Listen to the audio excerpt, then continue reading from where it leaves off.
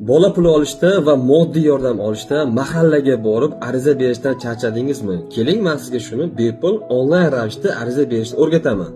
Buning uchun MyGov saytiga kirib, kam ta'minlangan oilalarga nafaqa va moddiy yordam xizmatini tanlaymiz. Xizmat tanlab bo'lganingizdan keyin o'zingiz haqida ma'lumotlarni batafsil yoritib o'tasiz. Shuningdek, oilangizda chorva mollari, parrandalar soni bo'lsa ma'lumot berib o'tasiz. Agar bo'lmasa, shunchaki bo'sh qoldirasiz. Undan keyin oilangizda mavjud bo'lgan avtotransport vositasini kiritib o'tasiz. Agar yo'q bo'lsa, belgilamasdan o'tasiz. Undan keyin oilangiz haqida ma'lumotni yana bir marta tekshirib, undan keyin ariza yuborish tugmasini bosasiz. Arizangiz qabul qilingandan keyin 30 kun ichida ko'rib chiqiladi. Shundan keyin sizga SMS keladi, ya'ni moddiy yordam yoki bola puli berish haqida qaror qabul qilinganligi yoki rad etilganligi haqida ma'lumot kelib tushadi.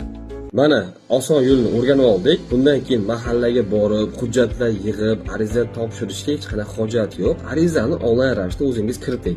Bu videoni bola pul olmoqchi bo'lgan, moddiy yordam olmoqchi bo'lgan, lekin mahallaga borib ovora bo'layotgan tanishlaringizga yuborib qo'yamiz.